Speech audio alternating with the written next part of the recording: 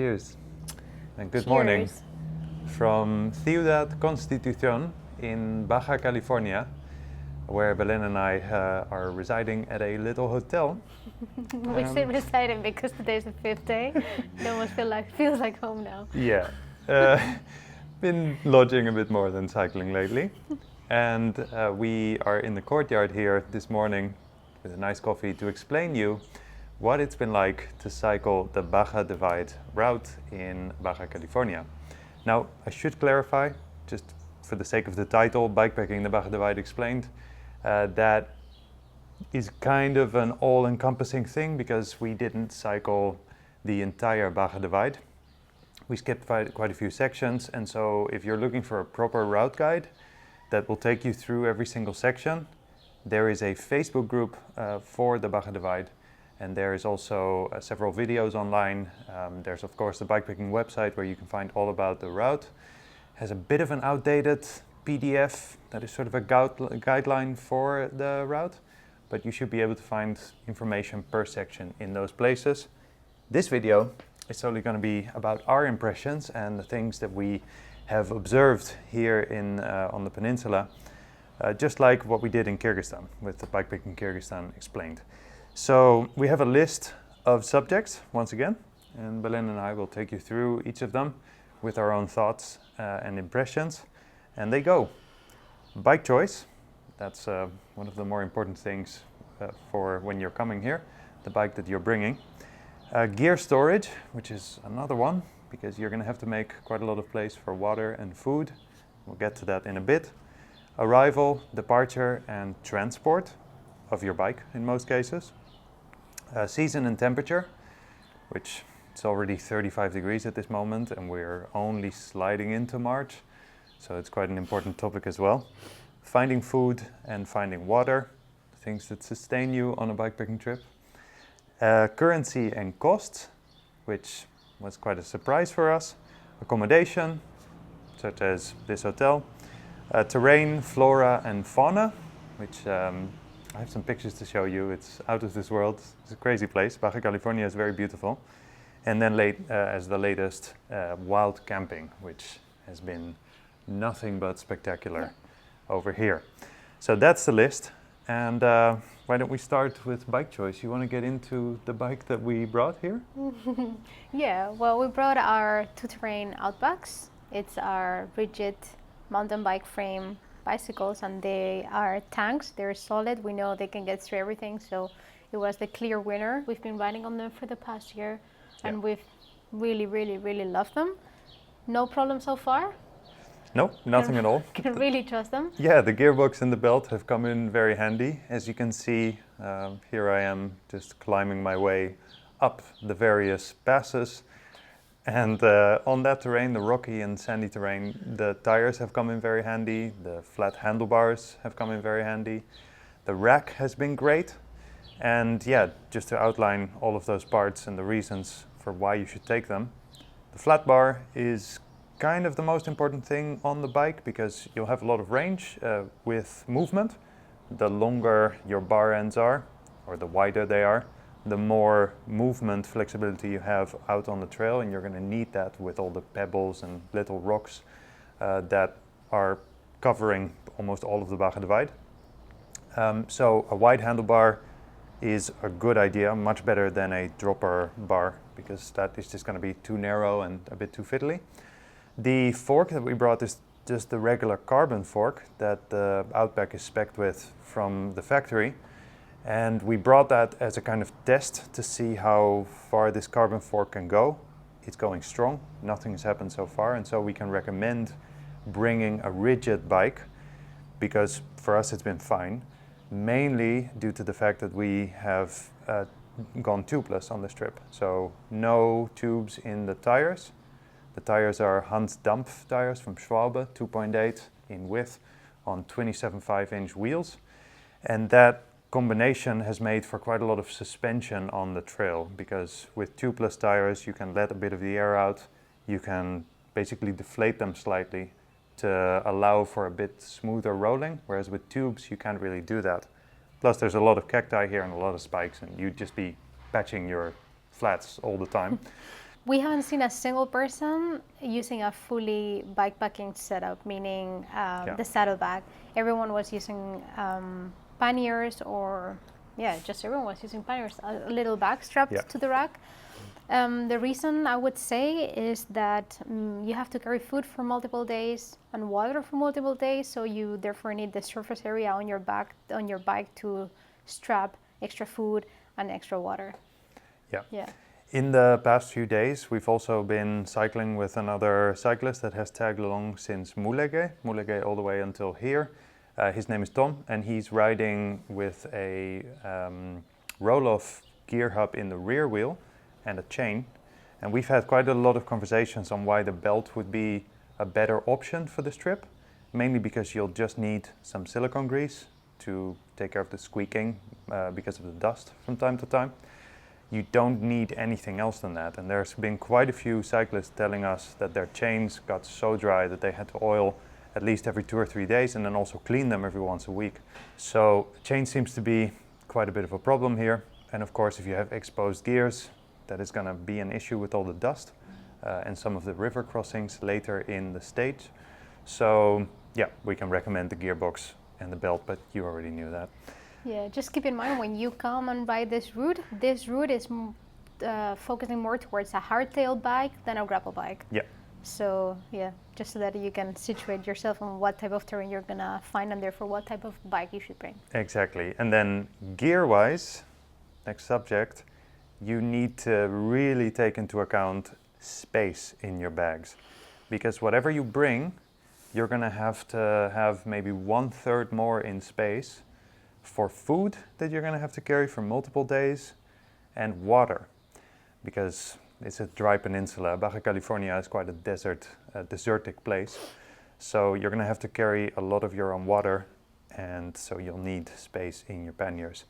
We took 2 rear panniers, the small ones from Ortlieb, the gravel packs, fork packs in the front, rolls on the handlebar with an accessory pack on top of it for camera gear, a frame bag, and also took 2 water bags just in case we had to fill extra water beside all of the bottles that we were carrying. I was carrying 4 liters at a time in all the bottles. I was carrying 2 in my bottles, and then the water bags were 8 liters each. We didn't have to use both bags to the top at any given point. Yeah, but that is also because we skipped a couple of sections of the Baja Divide, namely the one on the Pacific coast. That is a 200-kilometer stretch without water on really rough terrain. So yeah, we didn't need the 2 water bags, but if you're riding solo or together, it's probably good to take at least 1 water bag with you, just so you have flexibility of the amount of water that you're carrying. Other gear storage tips, things that you should bring on this ride, besides chairs? The dry bags have been very useful for us to store our stuff, not because it has rained, but because of the compression, the valves that they have, so we can compress our things very much. Would also recommend the Roadrunner stem bags. Roadrunner is a little company out of LA. They make bike bags, and they have these stem bags that you can mount on your handlebar. They've been quite a good addition to our bike because they allow for 1 liter or 1.5 liters of water storage, because you can fit really big bottles in them. And if you have small bottles, you can fit other things like sunscreen and toothpaste and all those things. So those would recommend too. Again, the more space, the better. We've also kept on using our Peak Design bike mount. Yep. Yeah, we've both started enjoying the easiness of just putting our phone there, magnetically grabbing it on and off. Yeah. It's not an essential at all for the Baja Divide, but it's a nice tip in case you watch the route on your phone. Otherwise, you can always have a bike computer that guides you through the route as well. I brought solar panels, foldable ones, but they failed on me, so I've been carrying dead weight. You should carry a filter for the water that we'll leave for the water subject, but that's another little tip. And then for sleeping, it is important here that you bring some kind of mat that fits under your air mat, in case you're bringing an air mat at all. We brought a thing called radiator foil. It's a type of aluminum roll. Belén had it mounted under her handlebar roll on the handlebar. And that basically prevents spiky things from getting through to your air mat. There's quite a lot of people that have had problems with punctures in their air mats. And it's something you don't want here because there's almost no way to get them replaced or repaired unless you're doing it yourself. Yeah, when you come wild camp, you're gonna have to check the ground every single day. Yeah. Because they're very small, subtle little balls that just can pin through everything. Yeah. Yeah, they are nasty. Moving on to arrival, departure, and transport. Mm-hmm. We took a particular way that we can recommend in case you're coming from Europe. We flew in from Barcelona to Los Angeles. And then because we have friends in Los Angeles, we got driven down to Tijuana, which was obviously quite a luxury. It's a nice way to start the trip because it's quite easy. The public transport in that area of the United States is okay, but it's not the most easy with a bike. The train has had some hurricane damage. Maybe by the time you're watching this, the train is going again, but do check it just in case. It goes from LA Union Station, I think, all the way to San Diego. Mm-hmm. You could take that. Flying into San Diego is, of course, a possibility because the route starts there, but it is also more expensive. So you're going to have to decide what to do there, what is best for your location that you're coming from. If you're coming from Canada or the United States, people usually just fly or train or bus into San Diego and then start the route from there. We went to Tijuana, as we said, and took a bus from Tijuana bus station all the way down to Ensenada, which took about an hour because we had a lot of rain in that time when we started and we wanted to avoid the rain altogether. So yeah, that's the arrival more or less. Flying to LA, flying to San Diego, or bus or train down there, and then start wherever you wish to start if you want to do the entire route or if you want to be like us and start a bit downward into Ensenada. Yeah. The departure. Well, it depends where you want to leave from, but I believe that at least flights to the US, you can leave from Loreto, from La Paz, and from Cabo San Lucas in the south. If you want to go internationally, I think it's only Cabo San Lucas that you can leave from. The challenging part is that because you're going with your bike, you need to pack your bike. And since this is not a loop, then you're going to probably have to look for a bike box in Cabo San Lucas. And, well, we know people that couldn't find one and therefore had to make their own boxes with banana boxes. Yeah. But otherwise, we believe that if you call 1 or 2 weeks in advance, maybe the shops have a bike box that they can reserve for you. Yeah. In our case, we decided to go back to LA. So we will be taking a bus from La Paz all the way back to the border and then going back to LA and flying out of there. 24 hours. Yeah, 24 hours. It's not a little bit more because of delays. Yeah, it's also about $145 US. So per person. Yeah, it's quite a steep price for a bus, but it's also quite a smooth way to get out of Mexico. Yeah. Also because you can just put your bicycles under the bus. We've done it a couple times to skip some sections here in Baja and it's been zero problems. They don't charge extra for the bicycles. Yeah, they might charge you a little bit extra if they see that you're in a hurry and you're out in the middle of nowhere and you depend on that bus. We've had it once where they charge us a little bit extra, but generally you're paying, let's say about 200, 250 or 300 pesos for a section that you want to skip. For example, the section that we skipped between Catavina and Nuevo Rosarito. Nuevo Rosaritos, some small town like that. That was about 200 kilometers, and so it cost us 250 pesos or something like that. Yeah. The bus network is somewhat of a great sort of addition to this whole trip. It's a really excellent way of getting out of a problem that you might have with your bike, or maybe physically you're just too tired and you want to skip a section, or like us, you don't think you're going to make it to a 200-kilometer coastal stretch without water. Then there's the bus, and the bus just comes in very handy. They go twice a day in both directions, I think, for most of the peninsula. There are more connections between certain bigger towns, like Ciudad Constitución to La Paz, for example. There's several a day. But in general, there's always a bus at least once a day going somewhere, so you're able to get out of any problems that you may have on the trail. And we have made use of that 4 or 5 times, something like that. So much? Yeah, taking quite a bit of bus. Mainly because it's so easy to just shove your bike underneath or maybe volley strap it to one of the poles in underneath the bus.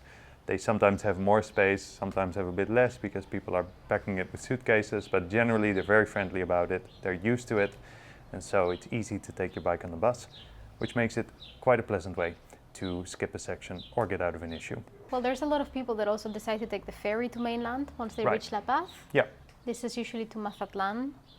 And yeah, I don't think there's many other ways of escaping. We have tried hitchhiking once, skipping a 40-kilometer stretch because of my saddle sores.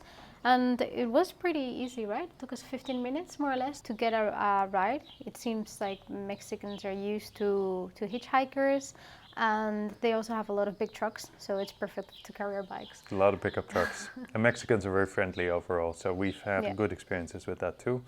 Wouldn't recommend it to get all the way back to the US border. It's a In that case, long way. yeah, the bus is probably best. But you could pull it off. Evan is hitchhiking his way through Baja, documenting cyclists for bikepacking.com, so he's managing to hitchhike all the time. You might be able to do so as well. Next up, season and temperature.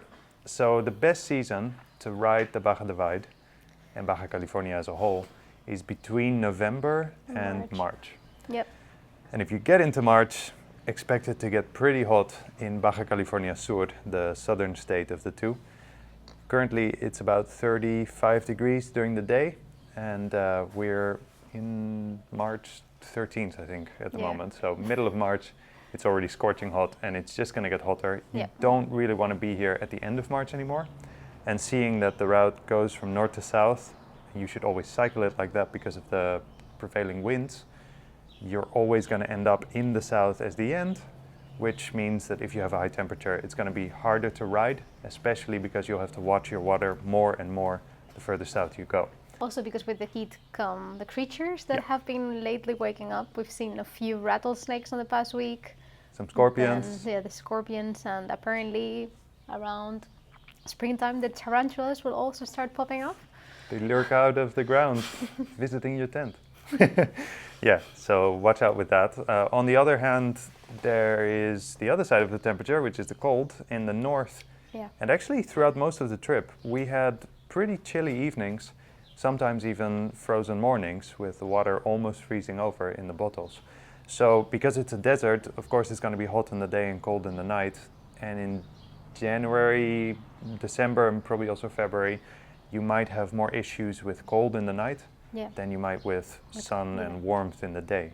Yeah. So keep that in mind. It's probably going to be best if you bring a jacket or two, maybe some puffy pants, a good sleeping bag that goes up to -10, something like that. You won't think you'll need it for this warm desert, but in the night you'll probably be happy to have it. Yep. Right on. So, finding food. This is an exciting subject. Yeah. One that kind of surprised us in a way. Yeah. So obviously when you come to Mexico, you're imagining you're gonna eat Mexican food, and you are right. But it's funny to see how it is for absolutely every single meal. As in, wherever you go, every restaurant that you find on the way basically has always the same food, which is eggs with beans, and then you can add things like fried potatoes. If you eat meat, you can add meat.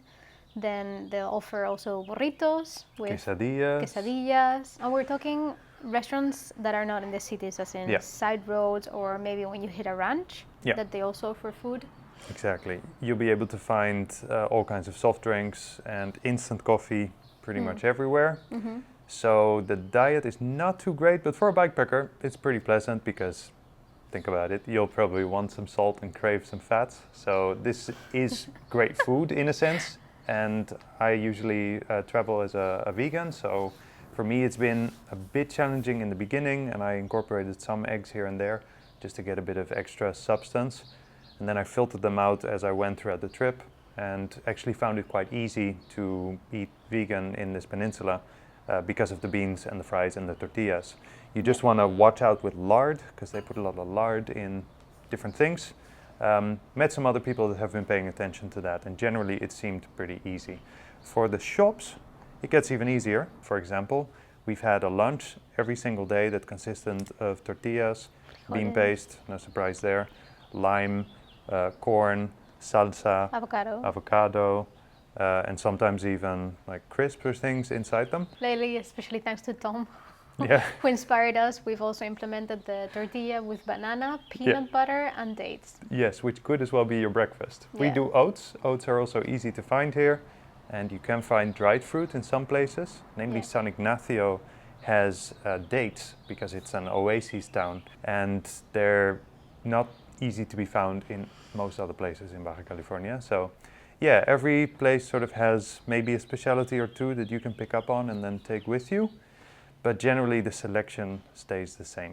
For dinner, we have been cooking. We actually have been cooking on alcohol, which we somehow thought was going to be a bit of a struggle because on the bikepacking.com guideline it says that it's difficult to find, but it's not true. You can find it in supermarkets and you can find it in pharmacies. Yeah, there's Yeah. big 1 liter bottles or smaller ones to top you up in case you don't use too much. About And $4 or $5 per liter. we've been able to find it pretty much every Everywhere, single yeah. time we've needed it. We've Yeah. never run out of alcohol. We usually carry 2 alcohol bottles. She carries 1, I carry 1, just to make it easier in case we don't find any. And we But, had expected that, but Save that extra liter and just carry an extra liter of water. yeah, carry more water. You're going to be able to find alcohol everywhere. Maybe COVID has something to do with that.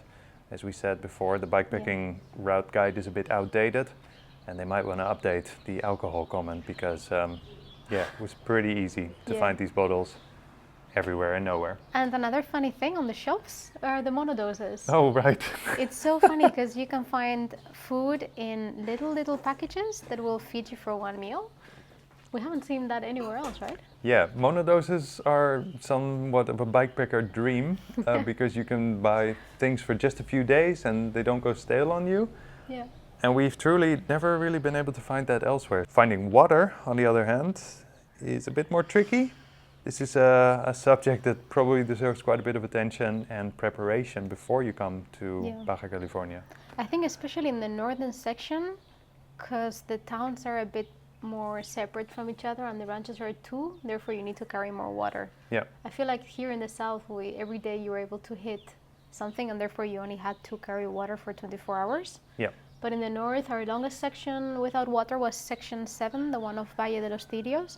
And this was about 120 kilometers and we calculated 3 days. So we carried water for 3 days, which was about 6 to 7 liters per person. We just made it. We just made it. Yeah, we stopped at El Sacrificio, which was a roadside restaurant. The Sacrifice, accurately named because we paid 20 pesos per liter. Yeah, whilst, in that restaurant to whilst in a stock up. city you would pay something like 1 peso per liter. Yeah. So you can see the difference. Exactly. Most gas stations and shops will have purified water for sale. They do so through a tap or some kind of machine in the corner somewhere. And you can fill up, let's say, 4 or 5 liters of water for 2 or 3 pesos, depending on the place that you go to. Yeah. Purified water is perfectly safe. I don't think any one of us got sick because of the water, although I did get sick in the beginning of the trip. And maybe that was water related, maybe food related. My stomach also always does something strange at the beginning of a trip. Only a couple times we drank water from a well without filtering and we didn't get sick either. No. And we have filtered from the rivers. Yeah, in a filtered couple from occasions. the rivers, and that's been fine too. So But there when are. when we say rivers, don't you think that there's rivers in Yeah, Baja actually, California? There's 2 days. Forget about river. It's more like The 2 green days, ponds. the 2 days where there's water from a drying river, Right. we filtered. Yeah, depending on when you're here. If you're here in say January, there might be an actual More water, river. yeah. There might be more water to filter from. If you're here nearing the end of February, beginning of March, They you start might not drying find any water in the wild anymore. But if you do, you can filter it. You can even swim in it. I mean, look at these pictures. This was a great camp spot. So, water is a bit of a tricky subject here. You're going to have to buy your way through purified water and sometimes bottled water. Yeah, you're not going to be able to find it always when you need to. So you need to carry a water bag and you need to be careful with the amount of water you use.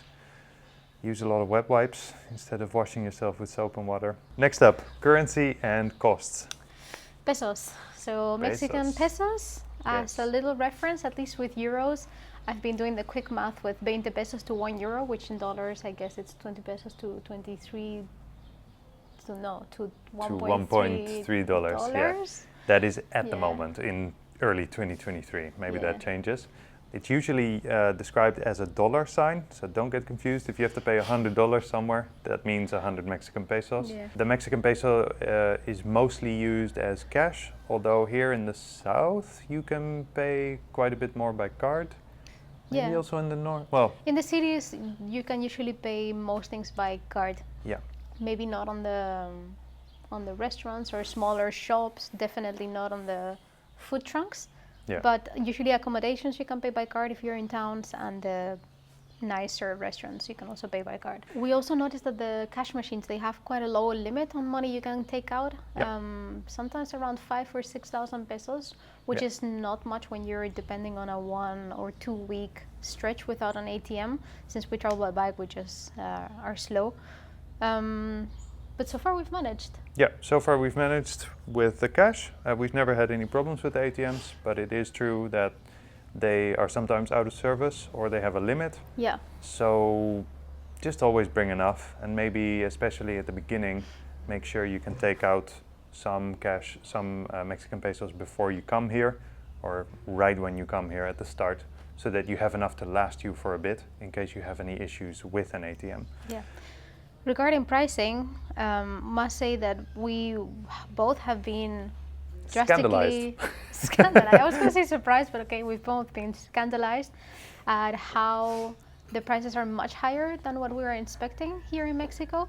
I think we all had a vision of, I don't know, Mexican value or prices, but this probably applies mostly to mainland. Yeah. The peninsula of Baja California is not a cheap one, also for the locals. Right. And it's both due to tourism and also because of its remoteness. Getting things here, materials and food, is complicated since they have to drive almost all the way up to the border with the US and back down, or bring things by ferry. Yeah. Therefore, you notice it in the prices. Honestly, I feel like the prices are very similar to Spain, at least where I come from, if not higher. Right, especially so for accommodation, and also food in restaurants or in ranches. For example, you'll easily be paying 250 or 300 pesos for a very standard meal in a ranch. Yeah. So for reference, that is about 15 euros. And you wouldn't really expect that. Of course, the prices are much lower than in most of the world, especially compared to the US. So if you're traveling here as an American, it might feel really affordable. But from a European perspective, it does indeed feel a bit like Spanish prices. And if you're coming here with the expectation that Mexico is going to be cheap and you're going to last long on a tight budget, that is not true. Baja California is going to be pricey on you. Yeah. For accommodation, for example, we were looking for accommodations that were between 500 and 700 pesos a night. So in euros, that's between 25 and 35 euros a night. And it's not that easy to find something that feels like what you're getting a good value for. Yep. Because for this price, we're always looking for a private bedroom with a private bathroom. Yeah. With a hot shower and working Wi-Fi. Yeah, which you cannot always expect. Usually what has happened a lot with water is that there is one shared boiler for the whole hotel. So the first one that showers gets the hot water, and then the next one's just if you're sharing with 5 other cyclists, you might want to hop in the shower right away. Just claim all the hot water because there's not going to be much. Wi-Fi has been terrible. Terrible. Also, at the beginning of the trip, we decided to buy a SIM card, a Telcel SIM card, but this was a very bad idea. Again, we found it to be very expensive. We paid 30 euros for a month. And for 8 gigabytes. No one told us that for the first 2 or 3 weeks between the big stretch between San Quintin and Vizcaíno. There's no reception. There's no cellular service. Yeah, so you cannot use your data. So basically for 3 weeks we couldn't use our data, and we decided not to renew it for the second month. Yeah. But honestly, you can find Wi-Fi in most ranches, in most restaurants. It is extremely slow. Sometimes it might not work, but at least you'll have to pay for the Wi-Fi in the ranches too. Don't forget. Wi-Fi. So yeah, in general, there's one more thing that you have to take into account here with these costs, and it's that you'll be spending more often, because you also feel like you'll need luxuries like little hotel stay or a meal more often because of the brutality of the trail. Yeah. The Baja Divide is a really tough track, and especially if you're trying to follow all of it, you're going to have quite a lot of times where you'll feel like staying at a hotel for 5 nights in a row. So that's when the spendings go up, because your body and mind need a rest from the trail. So just to conclude, you're going to be able to find several kinds of accommodation, from campsites to maybe camping at a ranch, and then smaller hotels, like this one, for example, here in Ciudad Constitución. This is called Posadas Susanas, which has been an amazing price, $25 a night for 2 people. Hot shower, Wi-Fi, everything in town nearby. And then also you're going to find little places that are not so great with, lack of hot shower, only 1 boiler, it's already been used up, the Wi-Fi is slow as hell.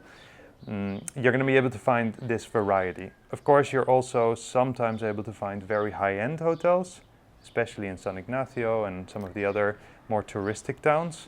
But those will run you at least 850 or 900 pesos a night. And yeah, unless you're really into that kind of thing, you might not want to stay there as a bikepacker. Yeah. Wraps it up, no? Yeah. More or less. Let's go on to terrain, flora, and fauna. Okay. That is quite a fun subject to talk about. So terrain. This is a bikepacking route. So in terms of terrain, I wasn't surprised on what we were gonna find. I knew it was gonna be tough. They really announced that it's gonna be sandy, that you need your wide tires because you're gonna be pushing through sand often, you're gonna be pushing through rocks. So the route is 95% off-road. Yeah. We can verify that is very much true. You can often skip sections if you're very desperate and go into the highway, but it is rough in terms of terrain. Not a surprise though. For me, what made it extra rough was the length, that you're dealing with 2 months of this. So eventually it gets to you, and it got actually to my skin because I did develop pretty bad saddle sores. Yeah. It got to my brain because I'm really tired of long bikepacking routes. Won't elaborate that on that too much, but yeah, this route took it out on me. Yeah. Mainly because of the fact that it's just such a tough terrain. Yeah. You're either on sand or gravel or pebbles, rocks. Yeah. Always some kind of terrain where you really have to focus a lot. Yeah. And the ride itself is not that comfortable and not that smooth going all that often. Yeah. So even though there's quite a few cyclists out there saying that some sections are smoother than others, you can always expect a bit worse of a terrain than better, just to stay safe, because the condition of the terrain changes, the condition of the route changes, since there's also ATVs and other, big gas guzzling vehicles doing rallies and stuff like that on these routes. So whereas one cyclist 3 weeks ago might have had a good experience on one particular part of the trail, your experience could be drastically different because of something having gone through, or a storm, or whatever happened, and the trail being pretty much obliterated. Yeah. I would say that it's a route where you don't necessarily have to be physically prepared, but mentally prepared. Yeah, certainly. Because it's quite draining, and especially the aspect of having to ration food and water also has been it felt quite heavy on us at the time. Yeah. Okay, we cannot drink more than 1 liter because if otherwise we won't make it to tomorrow, and then you're hot and sweating. So that part has been rough. So terrain-wise, just watch your back. Make sure you're well prepared with your bike, as we said in the very beginning. Yeah. And yeah, take it with a grain of salt, the recommendations of other people about the trail, because it changes constantly. There's no major mountain passes, but you'll be climbing and descending a lot because the terrain is just super hilly. Yeah, a lot. Even though it looks flat on the elevation profile, it's never flat. Not gonna be flat. Also, it never goes just up or it never goes just down. When you're descending, you're still somehow going up little hills. On the other hand, though, when you're riding this trail, you're going to be able to watch the most amazing natural phenomena, mainly the cacti. And this depends on which section of the trail you're in, but the natural scenery on this trip has been incredible. Mm-hmm.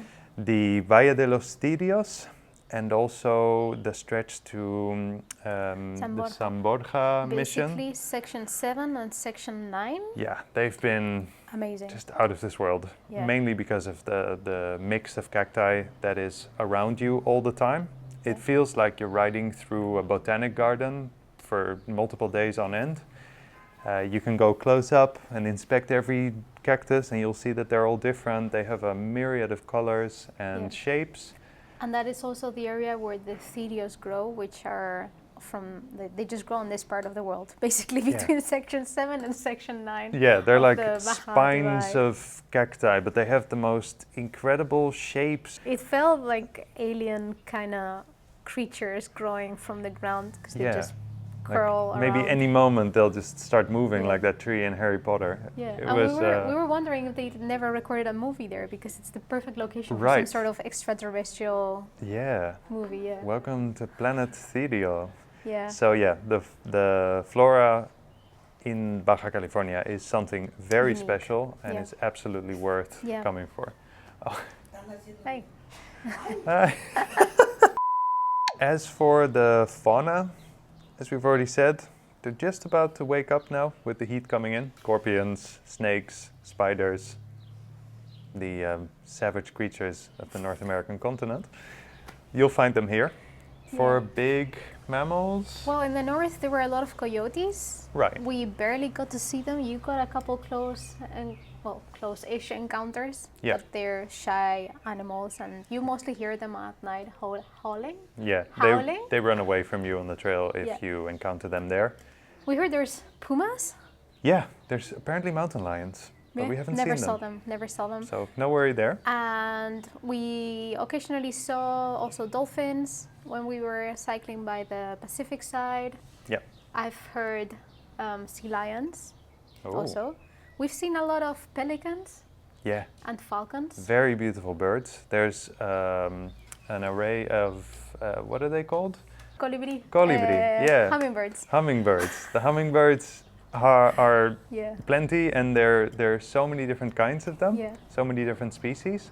You'll be able to see hunting birds as well, or birds of prey, and birds of all colors. The other day I saw a completely red bird on the trail. Wasn't able to snag a picture, but there's all kinds of different birds in different colors here. It's very beautiful to watch them. Another thing to know is that February is the season where gray whales come down from Alaska, and they'll be hanging around the lagoons in Mexico. So it's possible to go on a whale watching tour. We went in San Ignacio with Kujima. You can also watch them or visit them in Guerrero Negro. Yeah, we did that as a little birthday present for Belén, and it was fascinating to see them so close to you on the boat. They're much bigger than you think they are, and there's something really magical about it. It's not really explainable. You're going to have to do it for yourself. Yeah, and I think that about wraps it up for almost everything. We've spoken a fair bit about wild camping, but just to throw it in as the last subject, it is as spectacular as people will tell you that it is. It's easy to find a camp spot everywhere.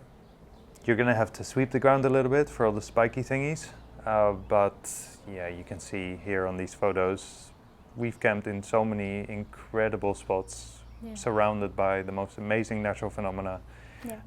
Fantastic light conditions for photography with the Beautiful sunsets and skies. sunrises. Clear skies. It's been always quiet and peaceful. And completely safe. Yeah, never really been bothered by anyone. Yeah.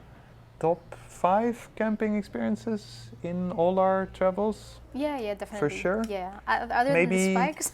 Maybe like second place after Kyrgyzstan because of the spikes. Yeah.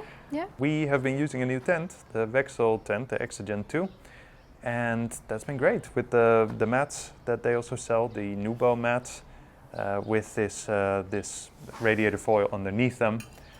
They've kept up, so maybe it's a hot product tip for Baja California. Oh man, another tip: do consider bringing chairs to Baja California, because like we said, you cannot sit on the ground because everything is spicy. It's spicy. Everything is spicy and spiky. And spiky. So the chairs have been so amazing to have. Also, the Helinox chairs are Zeros. great. They are just great for camping, and they're going to elevate your camping experiences even more. And I think that about wraps it up. We have done probably several dozen minutes of chatting here with you. Hopefully we haven't chatted your ears off by this point. It was a full coffee. Yeah, it was a Yeah. full coffee. Yeah. Still instant, coffee but break. does the job. We are gonna head out to La Paz by bus to have a soft ending to the trip. Go to the beach. Yeah, let Belén's saddle sores heal up and finish the trip by going back to LA on that 24-hour bus. And from there on, we're going back to Spain and starting our European adventures. So looking forward to showing you those. There's quite a bit to come on video content. There's some fun projects to come, as I already said in the last update video. And yeah, I hope you enjoyed this video. I hope it was useful for you. If you do go to Baja California, or if you've been there and you have any tips to share, do let us know in the comments. In the description you'll be able to find some resources just in case you need them. That's it. That's it.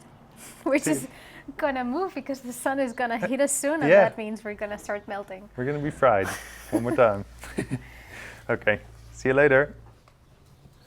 I